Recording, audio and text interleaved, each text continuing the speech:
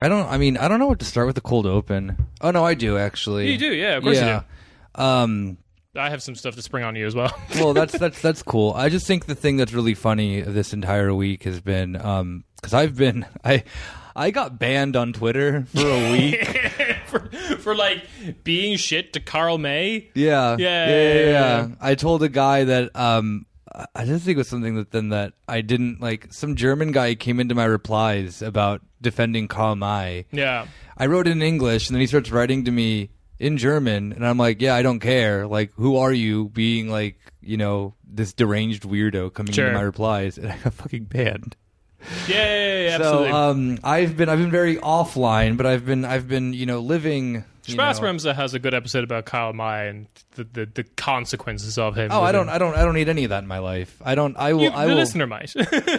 Yeah. Well, I'm just telling you as someone who does not know how to read. I'm not going to put myself through this. But the thing that I think is really funny that I've kind of passively observed has been the was it the German Communist Party, the DKP? DKP, yeah. At the Pressefest, just like doing the Caleb Maupin shit of like, or what was his fucking think tank thing called? Center for Political Innovation. That's it, CPI. Yeah. The thing that like immediately collapsed as soon as like it was revealed he was a fucking sex pest weirdo cult leader. Oh no, what? Yeah. That's the thing, is that how do these like horribly uncharismatic just like thumbs of people, like how does that even happen? So like I know too much about Caleb Maupin now, and that sucks. Other than I think Caleb Maupin is just a fucked name to say. I hate making that Maupin. I hate making that shape with my mouth.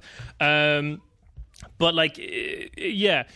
I've heard him talk. I have. Wasn't he on RT in America? Oh, probably. He's like had a million different quote unquote movements. Things that he started. One of them was called Fist, which I find very funny. Hell yeah, that's hot. Which was like fight imperial something. Oh yeah. I know what you're talking about. Yeah. And so I've heard him talk. I know for a fact that he has like 400 or something books self-published on Amazon.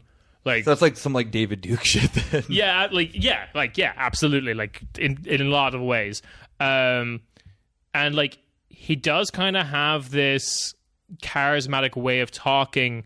I mean, it's a very simple trick. He talks like loudly, consistently. He doesn't like do ums and ahs. He doesn't really stop. But it is mostly just like loud and confident. And then you can just be like, oh, he has 400 books.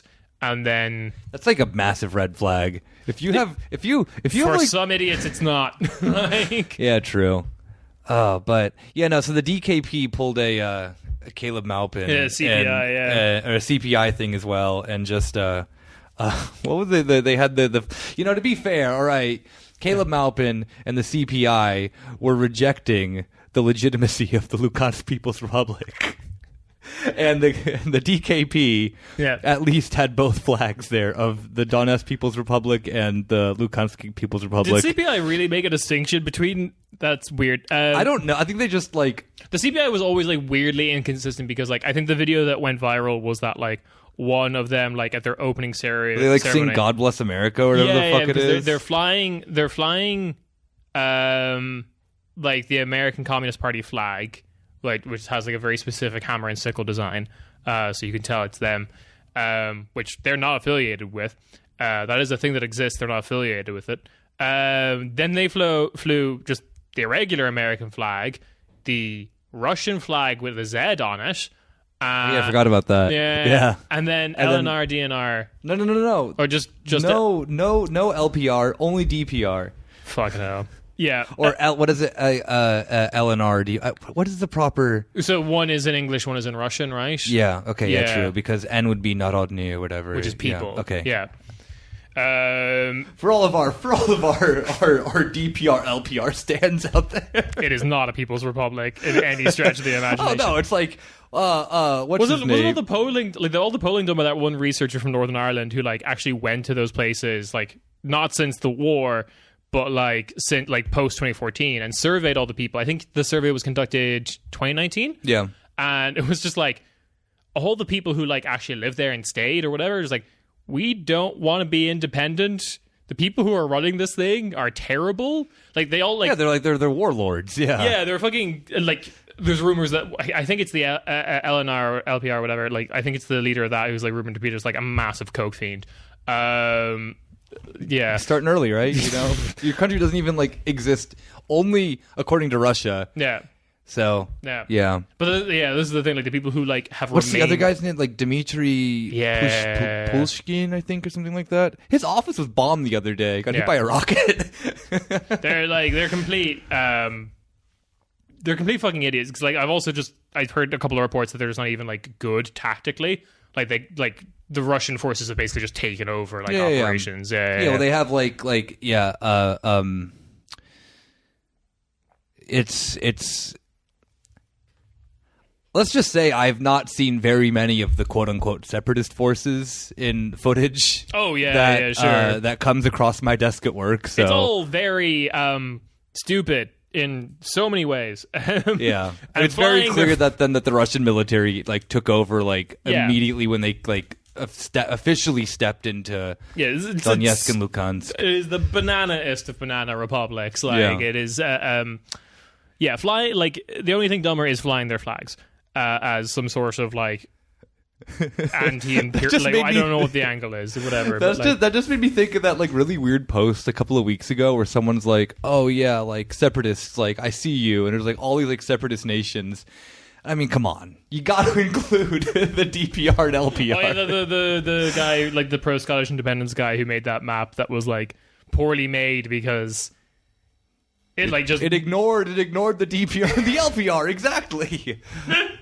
I think the thing you said about that tweet was like half of those movements are just bullshit. Like, oh yeah, there's I mean, Bavaria was on there, I think. Yeah, I know. Yeah, there's like 4 legitimate movements. One of them I wouldn't even count because it's Ireland, which is just reunification. Yeah, like he highlighted Northern Ireland, which is like that's not really what they're trying to do. Like, there's like 3 people who are very convinced that Northern Ireland needs to become independent. Freaks, the lot of them. I like to buy them a beer. Yeah, see how that brain works. Yeah, that's next week's episode. I interview those 3 guys. What was the other ones? Like the other like the legitimate ones are like Scotland is actually something that could happen. Catalonia as well, Basque, and that's it. I think that's it. Yeah, I wouldn't even say Scotland's like all that legitimate either. Like, no, they're weird neoliberals. Yeah. It's unfortunate. Okay, there's 2, and they're both in occupied Spain. Basically, yes. Spain is occupying them. Yeah. Occupied Spain. The Dutch return for revenge. Yeah, no, it's the Islamic Empire that comes back, baby. The Umayyad Caliphate. Yeah, absolutely. Yeah.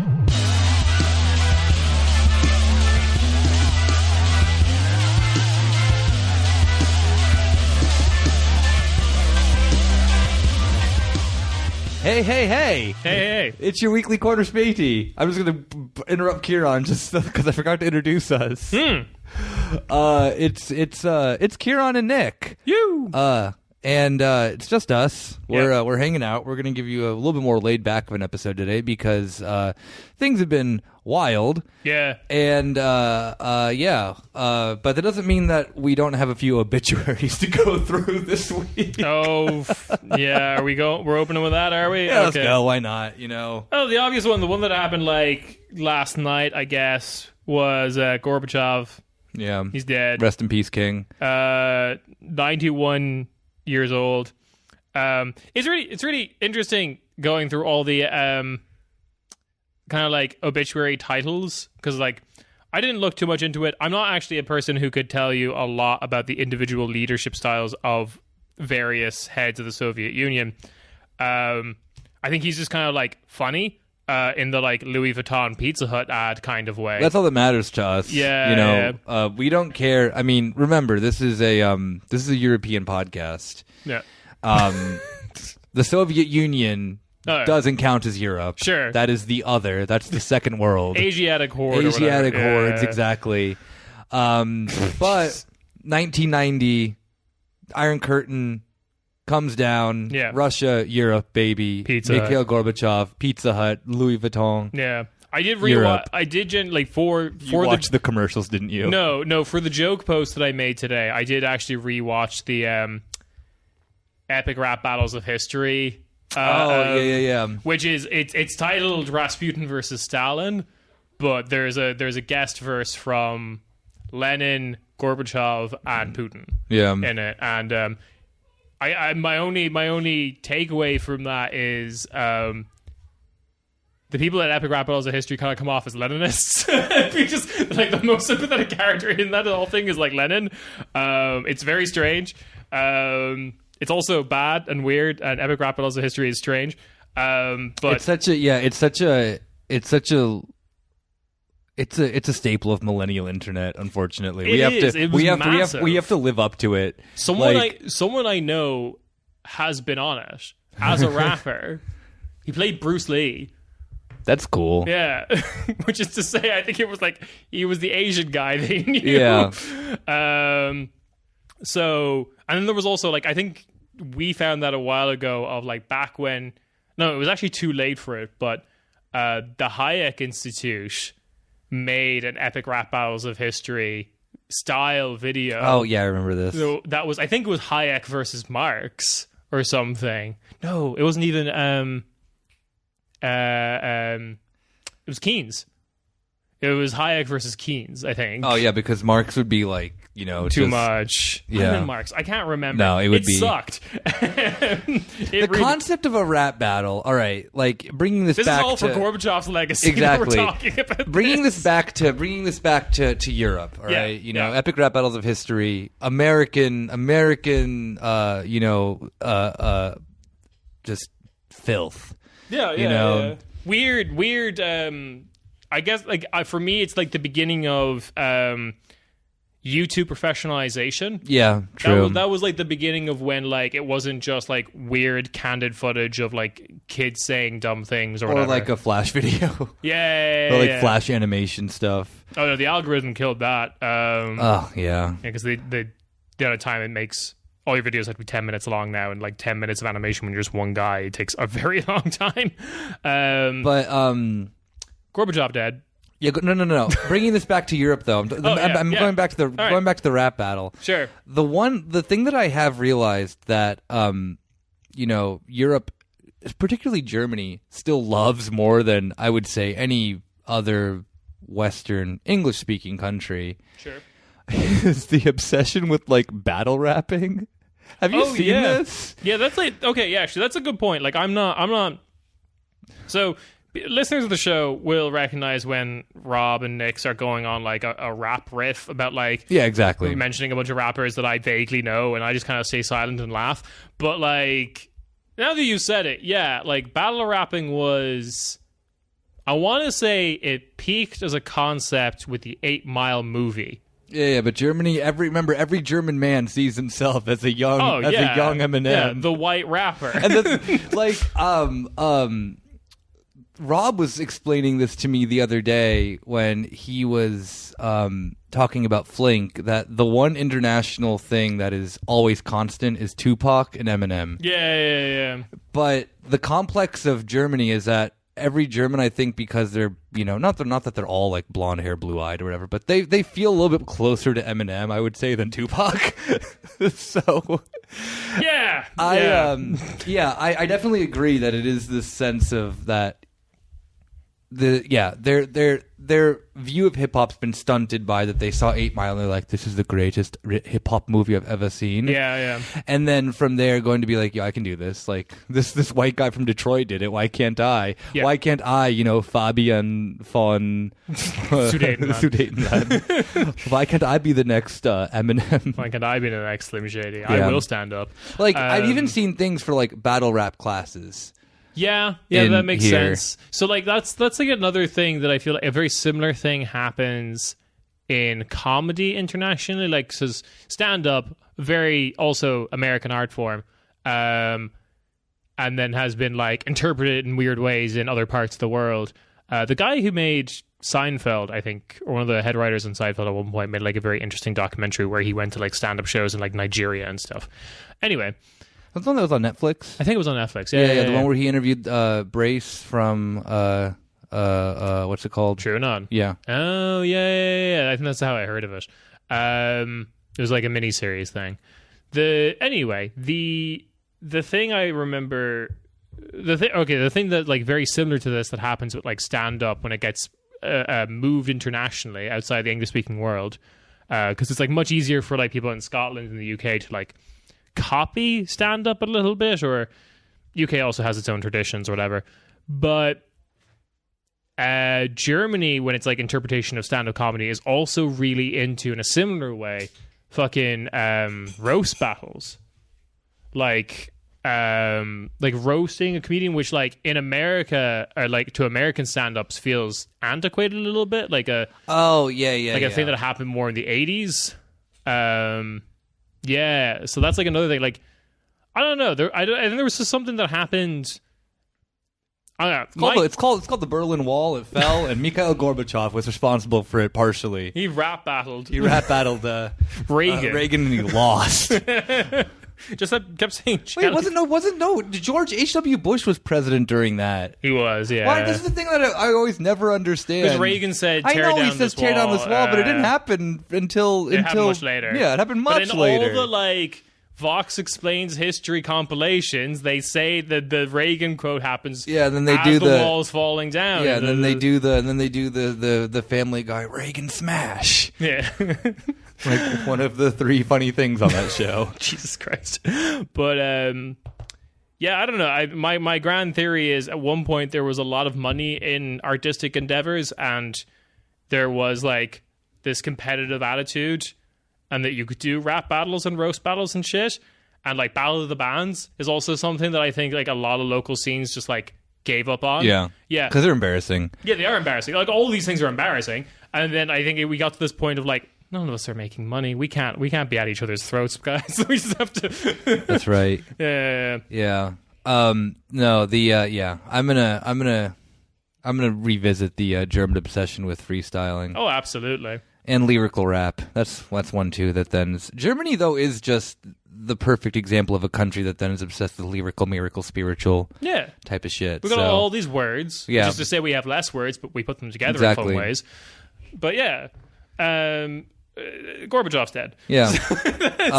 Now remember, kids, unpack your Louis Vuitton luggage, put it next to put it outside, and Mikhail Gorbachev would leave you all the Burger King and Pizza Hut. Yeah. There was like everyone.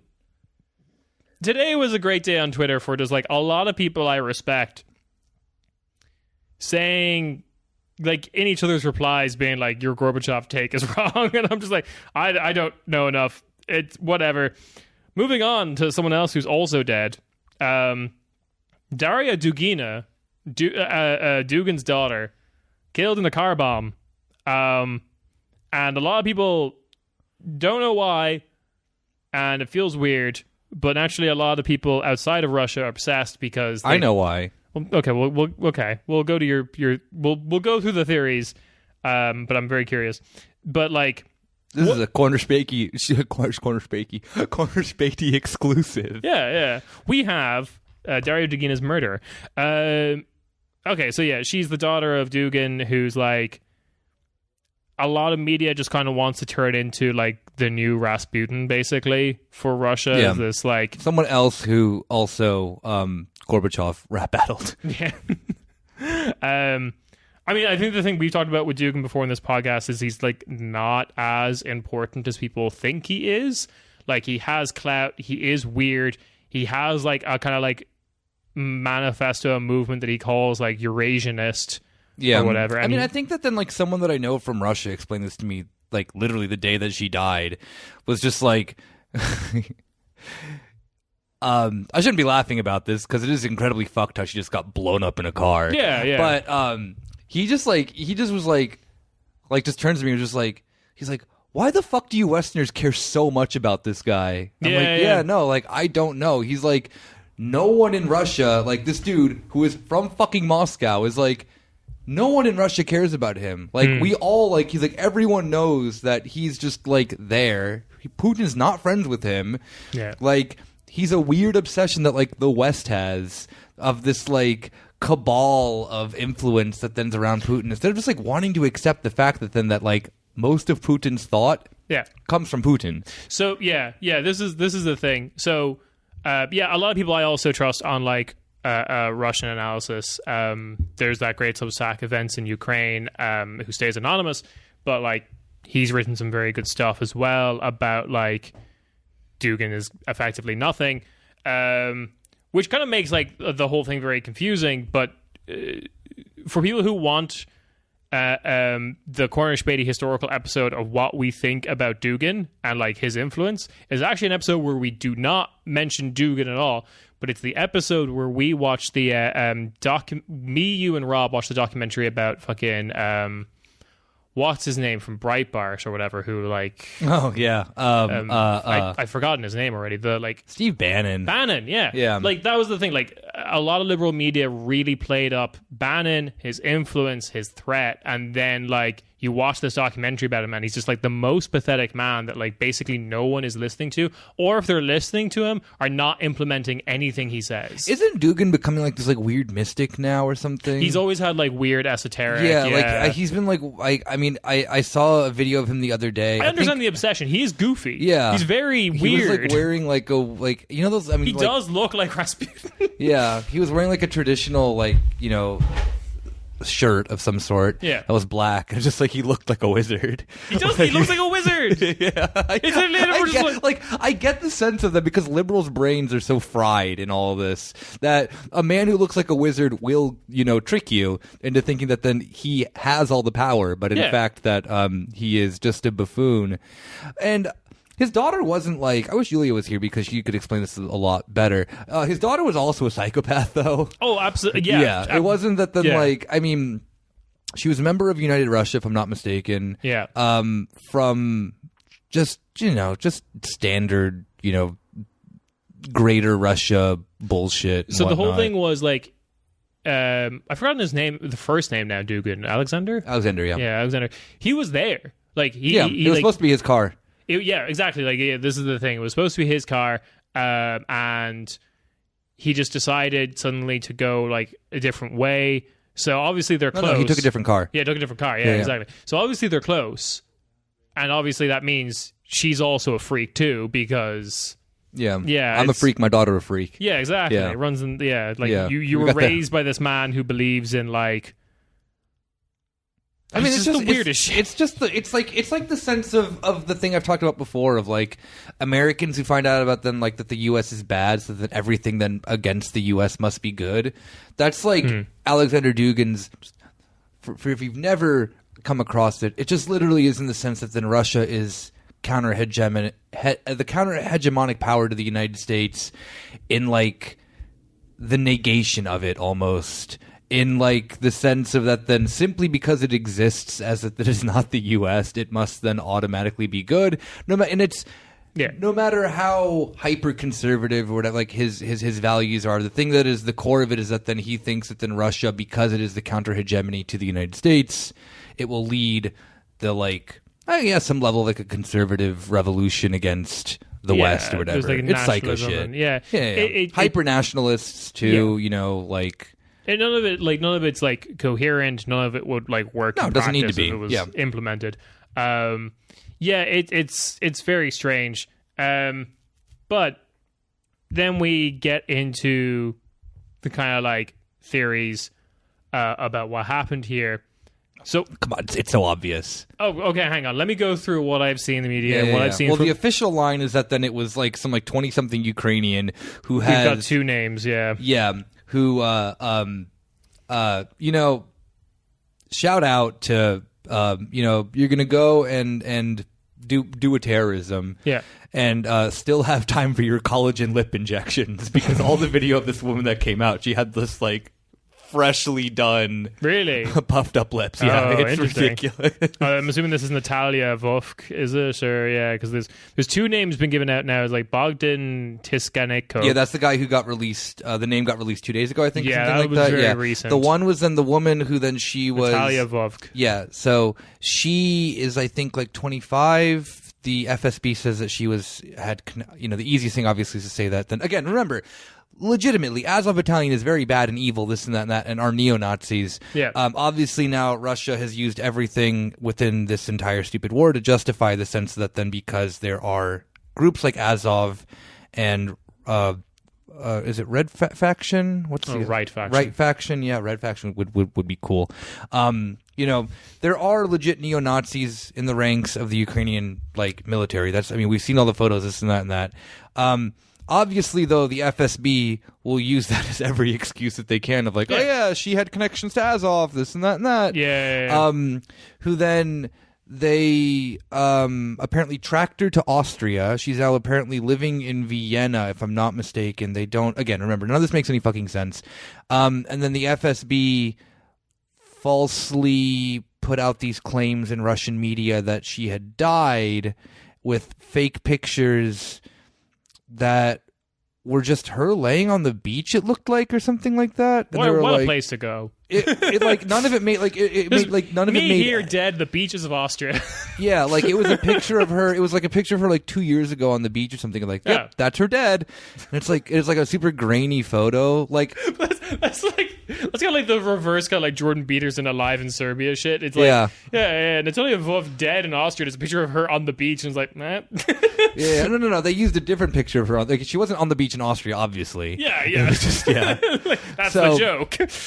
This has been one of the funniest things, though, of having to cover this because it's pure chaos. And then yesterday, the other guy got revealed, who has the goofiest pictures I've ever seen of someone. Oh, really? Yeah, one. I can't even describe it. Just look into this for yourself.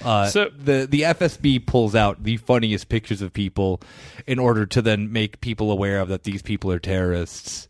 It's there's a 25 KB upload limit on fucking on VConnect, so that's where they're getting all the photos exactly. from. Yeah, because WeTransfer's blocked in Russia now. Yeah. So you're okay. So you're not really buying the official FSB story, because it's sure. No, the very obvious thing is the FSB killed her. Yeah. Okay. So you're going with that the false flag theory. Yeah. Yeah. Okay. Cool. Because that was the other theory I was going to get to. Okay. Fine. Because the thing of the matter is that then okay, first off, if the FSB was this good, get them on the Tupac case, because how? And then just fingering two people, which in other cases would be cool if it's consensual. Yeah. But yeah, no, just randomly picking two people out of a hat and they're yep, they're Ukrainian terrorists, this and that is just I don't know. Well, it's. I think the fascination of the West around Dragan makes it an easy sell to international media. Yeah, because it's obviously easy sell to international media, and it also sounds like Russians are aware of the international obsession with Dragan, even though they're not. Exactly. Yeah. And I think in the sense of that, they again are all hypothetical, but I can. It's a bit too obvious. Also, too, in the sense of making Dragan a martyr. Yeah, the fact that his daughter got killed, putting him back into, because remember he was never big in the public eye of Russia, and then now there's this push within this country now currently to then make him into some hero that he kind of never really was. Because the West is, this is again my theory of it, because the West is so obsessed with it, and Russia currently right now is kind of ideologically void in this conflict. It's very, it's very hard for Russia to actually. The Z shit did not work. No, exactly. Yeah. The Z stuff definitely did not take off as this mass movement ideological push to justify the war amongst the Russian population.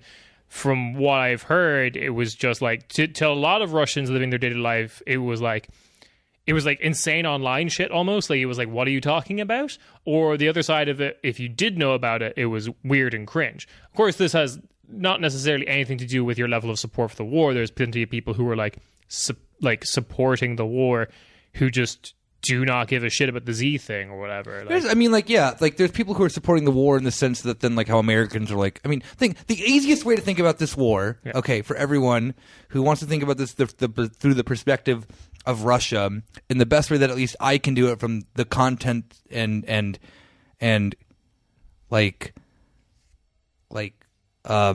connection that I've had to it in that regard, is that it at the end of the day looks the exact same thing as the Iraq War. Yeah. Not in the exact same way that then tactically that it is being done, in the flag waving, in this, we support the troops, this and that and that. Yeah. Like, it is, I guarantee you that you could not really go to a person on the street of Moscow and be like, do you know why Russia invaded Ukraine? Like, they would probably not give you that straight of an answer, you know? Like, I mean, I don't know, like, in the sense of the regard of like, yeah, maybe people buy the denazification thing, this and that. But at the end of the day, I get the similar vibe in the sense that then it's like, well, Iraq War, 2003, 2004, the initial thing was like, hooray, yeah, Saddam Hussein, bad. And then it continued for too long, and then it's like, okay, well, yeah, Iraq War bad, but the troops are still good, right? Like, that was a general consensus amongst, like, most Americans, you know? It was always, like, you couldn't, that was the thing that happened, I want to say, like, 2004-ish onwards, that you attacking the war meant attacking the troops, which was largely viewed as the sympathetic. Yeah. So, I mean, like, the thing, like, back to the point that I was making is that this propaganda war for Russia is not going remotely how they thought, and hence why I think that then the FSB was just like, we'll just take out this dude that the West is obsessed with. Yeah, and then like I think we come back to, I mean, something that we didn't talk about too much on an episode, but like my general take on it is that the FSB is quite bad at their job. Maybe they're very. Russia's just bad at like they've been any like level of like even the stuff. Remember the stuff with what's his name, Navalny? Yeah, they just admitted on a phone call to him that they killed that they tried to kill him. No, like intelligence they're really fucking bad at. Like another thing that like the beginning of this war was like a failure of their intelligence as well, because they were just like I don't believe this like strategic retreat from like attacking Kiev shit that they were talking about and refocusing on the east or whatever. Like, I know what was like, they didn't call it a strategic retreat. They said like the whole thing was a diversion. It was like, no, I do genuinely believe the take that like you were given some fucking bong intelligence that like taking Kiev would be easy or that you would be welcomed with open arms. I mean, to a certain extent, like what the Americans were told about Iraq, but like that has been a failure of intelligence in one regard. There's the other regard, which is like they have been a bit more brazen about it because they don't need to like be as secretive as other intelligence agencies. Like they just say we tried to kill Navalny, like because like a part of it is also like the Russian state can just go like nine boo boo, you can't do anything about it. Yeah. But then that just makes for a very lax intelligence service of like not really covering their tracks. And then, like, you have the whole, like, Russiagate stuff, which was, like, completely overblown by, like, libs in the US. But they did, like, send money towards, like an Instagram account called Blacks for Kansas or something, like, dumb shit exactly. like that. And, like, yeah. They do put their money somewhere, and it's always the most useless shit. Like, actually, that was the thing I was going to get at that we didn't talk about the podcast, is the, like, connection to Yes California, like the California independence movement, and Black Hammer, of like they did not like make those movements, but they decided to like they had an asset and they gave him some money to give to those movements. There was someone in KGB who thought that like, yes, this will undo the Americans. $1,000 to fucking Californian independence and that fucking weird cult Joker guy from Atlanta. Like, they're not good at this. Oh yeah, no. I mean, like, again, Mikhail Gorbachev, why did you have to destroy the Soviet Union? Yeah. Like, what is wrong with you? That was the fucking obituary things are insane because some headlines will be like, man who destroys Soviet Union or whatever dies today, and then there will be other ones that are like man who ends Cold War. So it's like, oh, Yeah. come on. Quanah Späti, though, is on the side of man who Ate some pizza. ate some pizza and sported some Louis at the Berlin Wall. Yeah, Gucci, Louis, Fendi, Prada. No, that's not Krayshawn. That is Mikhail Gorbachev.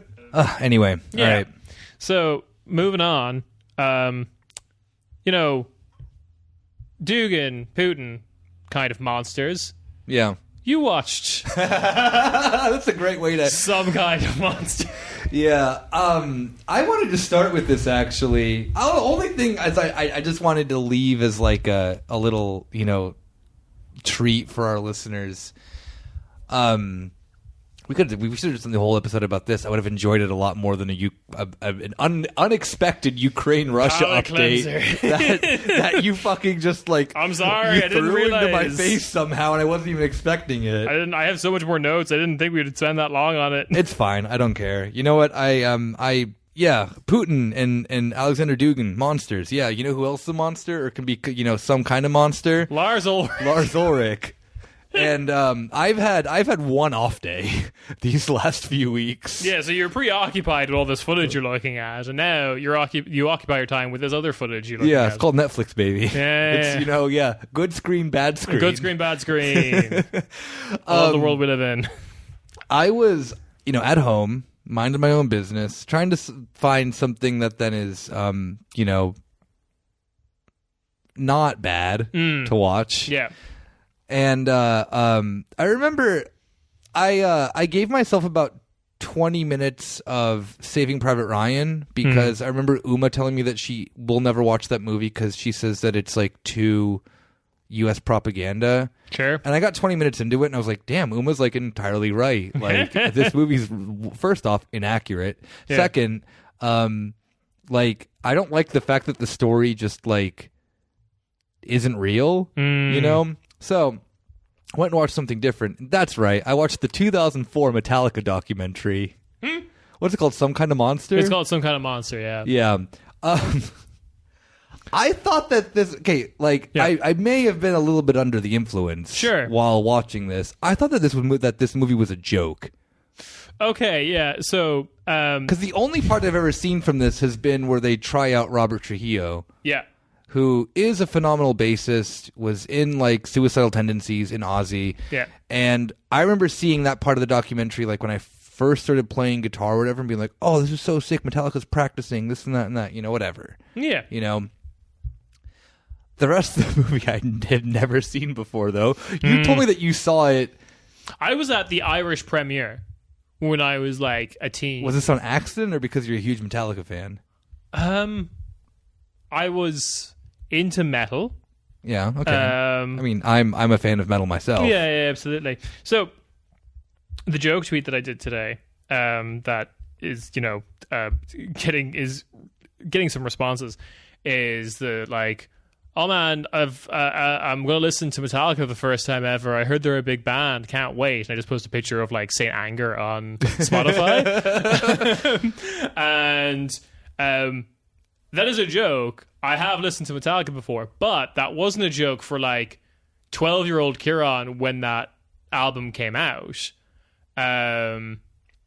Because like I was into metal, but I was into like more contemporary stuff. I was not into like Metallica, I guess also like other things like Slayer and stuff like that came like before my time.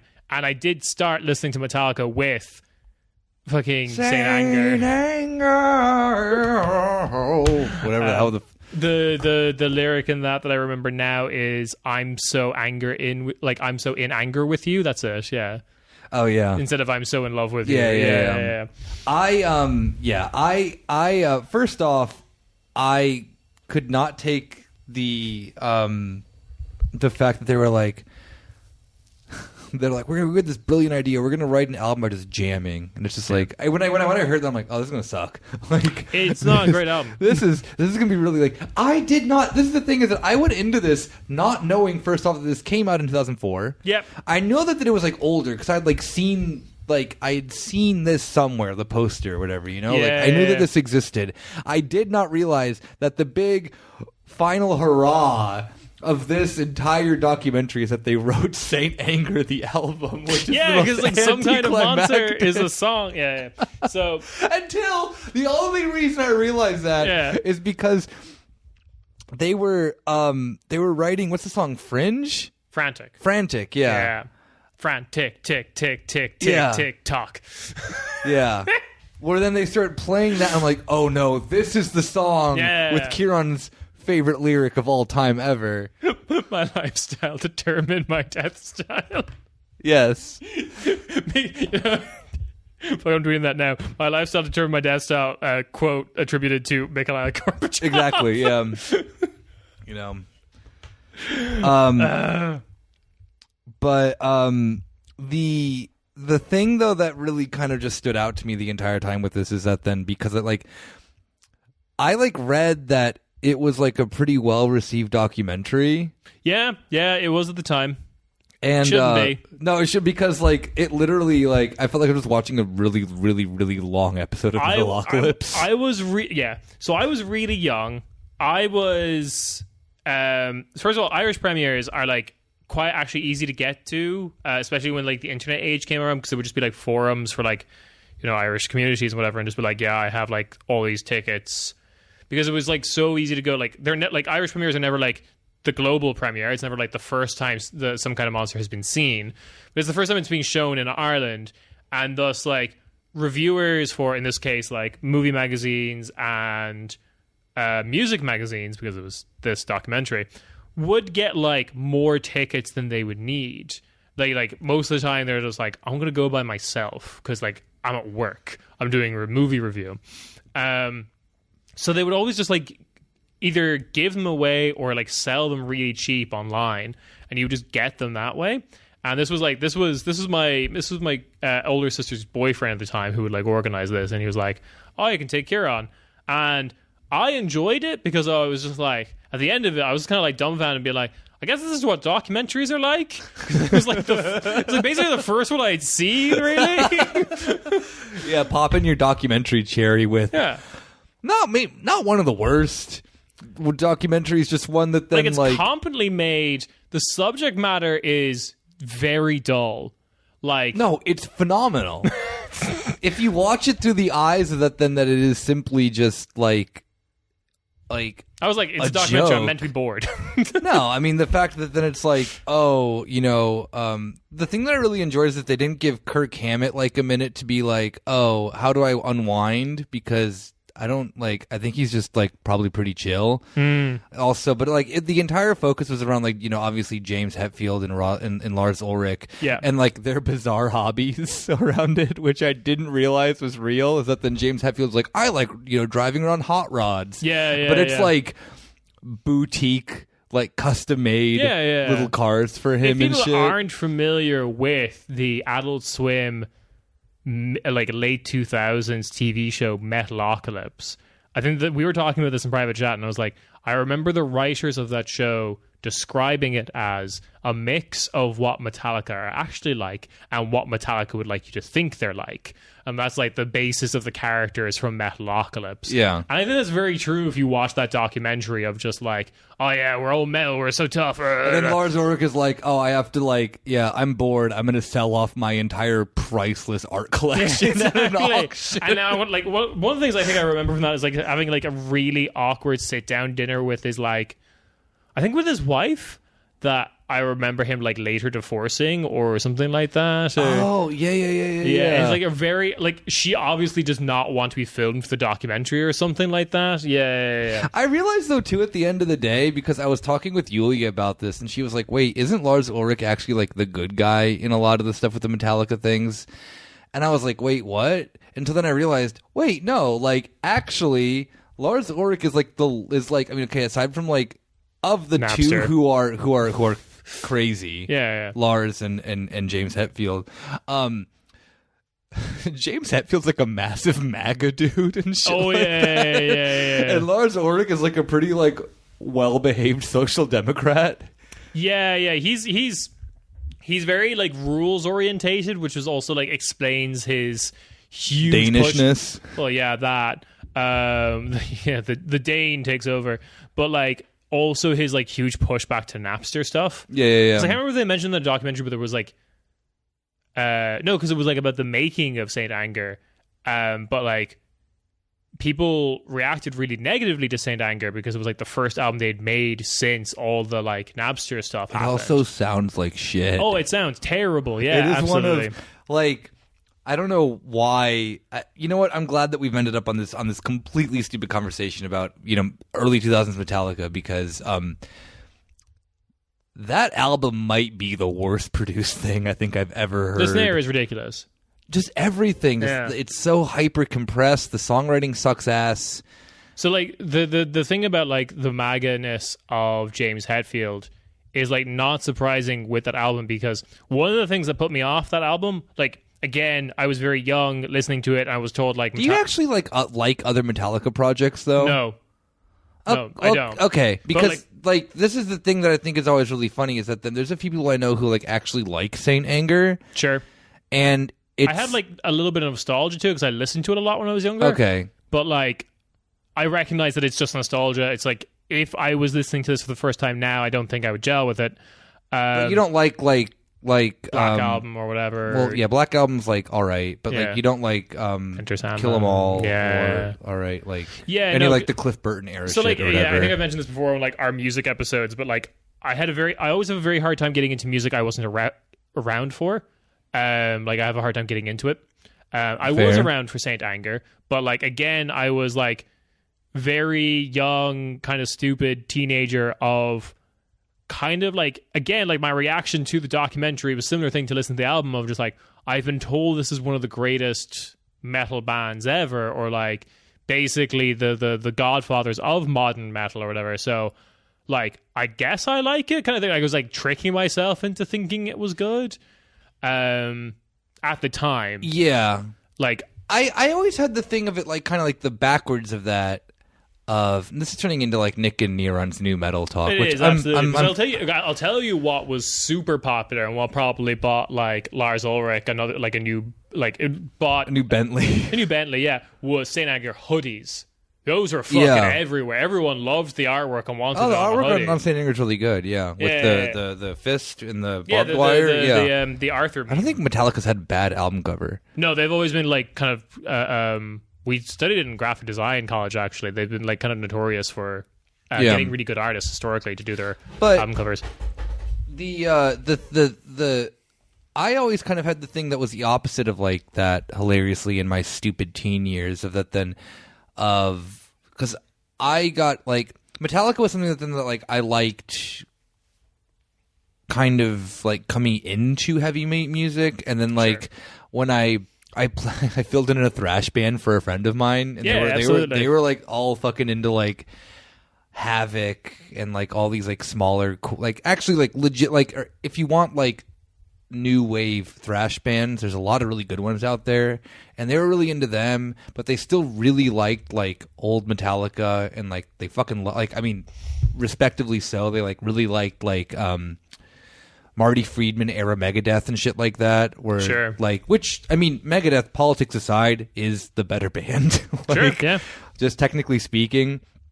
But I always had the thing of then like kind of when the whole deathcore thing came about, of pretending I didn't like the bands, and then now going back and listening to some of them, like a lot of them are garbage, hot fucking garbage.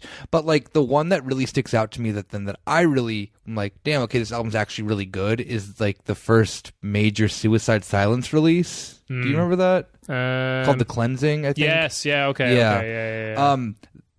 That album weirdly is recorded in a similar way as Saint Anger. Okay.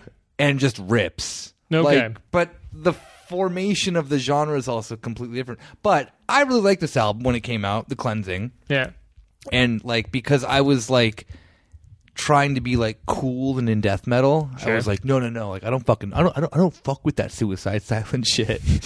Until now, then I find myself in 2022 being like, all right, okay, like Suicide Silence first album fucking slaps. It might be one of like the 3 good deathcore things that have ever existed. Yeah, and that's it. Yeah. But yeah, no. I mean, I get the, in a weird sense of it being backwards, I still get it. Yeah. Like I feel like everyone had that moment when they're teens and trying to like trying to be cool in a certain way and liking something because you feel like you're meant to. And like, yeah, and there's the exact opposite also happened. Like me and Sailor Moon when I was a teenager, feeling like I shouldn't like this, but Sailor Moon slaps. Oh yeah, no, same thing too. Because my sister watched it, but I would always pretend to not like it. Same thing with actually Degrassi. I have seen every. All right, of the like. I sympathize with that because I was watching cartoon Degrassi, better known as Totally Spies. Oh yeah, of course. Very Canadian show. No, Degrassi my sister really liked, and I would like watch Degrassi with her, but like be like, oh, why are you watching this? But then like not leave the room, obviously, because I'm like, oh, what is fuck, I forgot all the characters' names, but I legitimately enjoyed watching that and Sailor Moon with my sister. Yeah. But then obviously because I'm at that dumb age, it's just like, oh yeah, like for girls. It's for girls.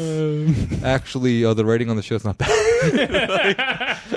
It's very nuanced plots. Yeah, but the show I could never get into was Dragon Ball Z because it was the exact opposite. Oh no, I got into that. There was no writing. Yeah, they was screaming at each other for 50 episodes. Yeah. Yeah, no, it's great. So anyway, the to the wider point though, going back to Headfield and stuff. There's nothing. There is no point. No. I want to make some point, like, because I feel like he's like the actual typical MAGA guy though. Like I don't find surprising. Because remember that was the whole kind of like struggle sesh like libs were having, which was like, they do the poverty safari of like, we went to see some Trump voters, and then like all the like. I went to go see a Trump voter at his private studio in the Bay Area. He told me his lifestyle determined his death style.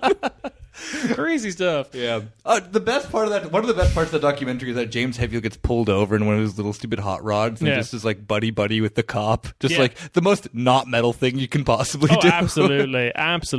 Because okay, so like, and then like all those kind of like surveys came out that being like, no, the average Trump voter is like ridiculously wealthy, but like will do that thing where they put on the like working class affects or whatever, or like what they think is working class, because like that is James Headfield, like the hot rod cars and like the real kind of like the lifestyle determining your death style. Absolutely. The lifestyle determines my death style feels like an anti-vax statement when I keep saying it. I just keep saying it. I'm just like,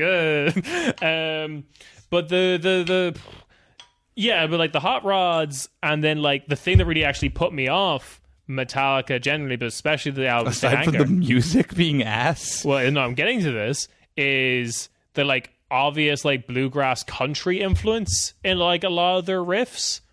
They do that very like a thing I'm not a huge fan of. Oh, they're like hammer on the pentatonic. It's like it gets a bit more like twangy guitar. That's only like on later Metallica though, like which is Saint Anger. Yeah, exactly. Yeah. But there's, I mean, like. But that is like the typical like Trump guy who's like, I'm insanely rich, but like I'm into country and I love classic American cars or whatever. No, yeah, I mean, I'm a good communist boy who appreciates country music for its, true. Yeah. It's true. I mean, like, let's be real. Not all of it. Like, there's always this really weird thing, I think, within like the U.S. Which where is they're why like the cultural successor to the original country is now hyperpop. Exactly. I mean, like, there is like, I think that like people need to do real like there's this thing that then's like, oh, like real country music isn't like reactionary. It's like, oh. No, a lot of it's really reactionary. Like a lot of old Merle Haggard songs are reactionary AF. But I definitely get that there is something like ick in the sense of like 2000s like gotta show your real roots by throwing down the pentatonic scale. But I do like though. Okay, I will kind of take it back because I hate when Metallica did it. They didn't do it well. I do like when Dillinger Escape Plan does it. That's different though because they're just better musicians. Yeah. Okay. Sure. Let's go with that. I mean, okay, like not. Isn't the front guy of that also MAGA? Nah, he's like an edgelord fucking weirdo. Okay, yeah. It's not the lead, the singer. It's Ben Weinman, the guitarist. The guitarist, right. Yeah, they're all like. You and I grew up in like the hardcore like metal scene things of our of our areas. The politics there, I think, looking back on it, the signs were all around. Okay, so in Ireland, I think the thing that happened was like all heavy-ish guitar music was slammed together. There was it was not big enough to be like a separate punk to hardcore to metalcore to like math rock scene. They all had to. Yeah, they all played the same shows. Yeah, like a friend of mine opened up for fucking Broken Side, and he was. Let's just say he was not in a crunkcore band because those didn't exist. Yeah, absolutely. But like, I think that kind of was part of a saving grace in the Irish scene because there was like the punk stuff in Ireland's politics was decent because it was like post 2008 and like Ireland kind of getting screwed by the financial crisis and the Eurozone crisis and all that. So like things got spicy. And there was definitely like, but yeah, also I met up with an old friend from music scene and was like, it is also the way to immediately know that Ireland has a Nazi problem. Yep. That like you will not notice if you don't get involved at all in the music scene in Ireland. So yeah, it's bad. Don't look into the politics of any of these people. Speaking of, actually, all right, you're gonna bring us back to no. Okay, cool. Yeah. Well, kind of. We can relate it. Tim Pool has a band now. Tim Pool also skates. Yeah, but Tim Pool has a band now. Tim Pool's actually one of those people that then he should have just focused on skating. One, he probably would be making a little bit more money. Sure. Two, is actually really good at it. Okay. Like, is the videos I've seen of him, I mean, he just looks like a loot. Like, his problem is that he has no swag. Like, that is his only problem, is that he looks goofy on a board. But Tim Pool's really good at skating. Like, really, really, really good. Yeah. So, he has this band. I saw this. Yeah, you did. It is psychotic. It's like the most 2011 shit Yep. ever. Mm-hmm. The music video has like a girl in a car crash, which is like a thing a lot of music videos did back then. Didn't the tears don't fall, they crash around me? What song? What band is that? I have no idea. There was just a lot of women getting hit by cars. It was a whole thing. I just fuck. What's that band called again? Did you know though who Tim Pool's drummer is? Hit me. Pete Pirata, the guy who's kicked out of Offspring. For like the drug problems. Yeah. So like, yeah, Pete Pirata is now like drumming for Tim Pool's band. That's so amazing. Bullet for My Valentine is Tears Don't Fall. Okay, yeah. That is another video with the girl in a car and something happens to her, whatever. Oh God, yeah. Yeah, Pete Pirata on Twitter. I had the best time this week hanging out with Tim Pool and the Cast Castle family. We talked about music and the state of the world. Played poker. Oh no! Food. I got to jam with Tim, who is an excellent musician. That's the thing, though, is that then I like in a disgusting way. Tim Pool and I have the exact same interests. Yeah, he's like he's Negaverse Nick. Yeah, he's actually good at skating. I suck. I can do maybe like 20 tricks. He can probably do a lot more than I can. I'm probably better at like guitar and bass though, which is fine. Sure. He has psychotic politics. I have great politics. He's butt fucking ugly. I'm 10 out of 10. So there's two things here I want. So Pete Pirata's tweet has an embarrassing 41 likes. I've done better than that, homie. Yeah, we both like that's upsetting. I feel that's like me on a bad day. Blue check. You have 11.9k followers. This is very strange. Anyway, very low engagement followers, I guess. But the they're all bots. all offspring. They're all him just congratulating himself. Good job, Pete. You're welcome, Pete. You did it. You don't have a drug problem, Pete. What was the other thing? My man Pete does not have a drug problem. Oh, the other thing about Tim Pool is, like, it has definitely been like a branding decision that he's just going to always wear that black beanie hat. He's bald. Yeah, like he's balding. And he's not willing to. No, he's not balding. I don't think he has any hair. Like, have you seen him without his hat? I have. I think he does have some very short stuff around the sides. Still, like, I mean, he probably would look better if he shaved it off completely. You and I being too fully, the hair will never go away. Yeah, the hair will never. I have too much of this shit. I have too much hair too. Yeah, it's poking me in the eye. Again, remember, evil Tim Pool over here. I've got all his hair. Ha! Tim Pool is your like a portrait of Dorian Gray kind of shit. Yeah, exactly. Like, he goes bald, you get more hair.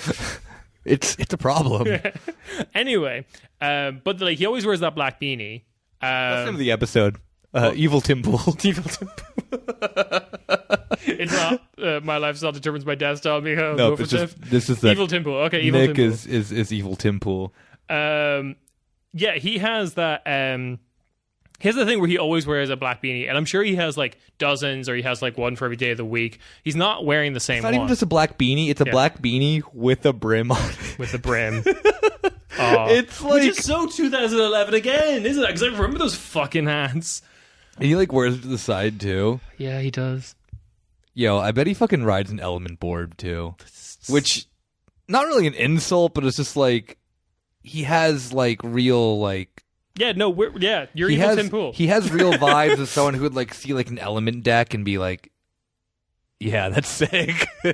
So I guess to Tim Pool's politics though, he has like very inconsistent politics. He's always just like saying whatever he wants to say. He's just hyper contrarian at the end of the day. Exactly, yeah. So I haven't checked. I'm gonna look up to see if Tim Pool rides an element deck. I bet you go for it. Tim Pool flow for element. Now that he's like offspring sloppy seconds or whatever, yeah. I know, right? He might as well just be getting like endorsements. Yeah. Do we have time to go through? Yes, we have. You know what? We're at like 123 right now. All right. But the fact of the matter is that we're waiting for Yulia. Okay. So it's fine. Okay, so let's just I'm going through. Let's do quickly Europe news updates. Remember what this podcast is about? Jesus. Speaking of some kind of monster, Macron. I just do that for all of them. So we're getting a lot of really fucked quotes now about prepping the population of Europe for this winter. Macron is quoted as saying it's the end of abundance. Yeah. Yeah. We also have De Croo, the Prime Minister of Belgium, yep. Saying that Europe is about to face 10 difficult winters. 10. I'm watching Tim Pool skate videos and he's actually insanely good. Like, why didn't he? I mean, like, this is the thing, is that he has the perfect politics for a dumb skater. And the thing is that then dumb skaters just be like, bro, if I was. Everyone on the first PlayStation 1 Tony Hawk game had his politics. He just fucking did a blunt slide. That's like not an easy trick. I love that it's called a blunt slide. Yeah, he just did a switch crook to 180, like to backside 180 out. Like, he's good. This episode's nonsense. I love it. You're Evil Tim Pool then. Yeah, he's nollie flipped. Like, he's really good. This is all from 16 years ago, by the way. What if he's like shit now? What if he's slipped? No. I've seen him do like. What if he's in his flop I've seen him do like a one-footed hard flip or whatever. Like, he's not. I just saw him do a one-footed manual to a nollie, one-footed nose manual. Yeah. Nollie 180 to then regular manual. Well, it's like this is going to be your like first tweet back. Is going to be like, I really like Tim Pool bracket skateboarding. Oh no, I don't like his skating. His skating's not good. Yeah, like it's good in the sense that he's like good at it, but his style's ass. Yeah, okay, he's good at it. He's not good at it for like pro level. Basically, no, is what but you're if saying. he had better, like if he just had like better you saw him style. at the skate park, you'd be like, cool. But, like, yeah, again, he has the style of a guy who like wears like. For some reason, he has like all DC gear. For some reason, rips, but has the shittiest style. Yeah, like these people just exist. Yeah, absolutely. You know? And no matter how much better that they get, they'll never develop the style to be like beyond just like being a good guy at the skate park. Yeah. You know, like also you have like. Well, and then he went into political punditry or whatever the fuck. Yeah, Tim Pool. This is the Thrasher. This is the Thrasher podcast. Wait, doesn't the Thrasher has one? Oh, no, it's called Skate Line or whatever. It's not really a podcast. I feel like he would give it all up, I would hope, to just do like skateboarding commentary. Like I don't think the skate community likes him, which is even funnier because like not. I mean, given it's a very like niche dumb community, but imagine just being like so stupid that then skaters don't like you. But like also the like hasn't skateboarding in recent years also become more, for lack of a better term, woke? No. Like, no. Well, partially, but also the sense that then you're dealing with the primarily like a sport primarily. The largest community of it is like wealthy white kids. Yeah, sure. Who then get into it. Yeah. Like I would say, skating as overall probably has gotten better politics. If you want to watch a good documentary, I do. They made. How does it compare to some kind of monster? Drew Barrymore actually is the executive producer on it. Oh, I think I remember you mentioned this. Yeah, they made Drew Barrymore made a documentary about Leo Baker, who is not the first openly trans skater. Obviously, there's been plenty, but he's like probably the most well known because he dropped the Olympics team because of multiple reasons, but really good, just in the sense of like looking at how a trans athlete who's come up as being, identified as one gender, and then they themselves identify as a separate gender, and having to kind of like balance that. Oh, like the like commentary and industry was like dead naming them or whatever. Like, yeah. They just kind of having to like go along with it, right? Because they were being dead named as Lacey, and right. Then coming up as like a quote unquote girl skater, even though they didn't like he identifies as a man. Yeah. Really good.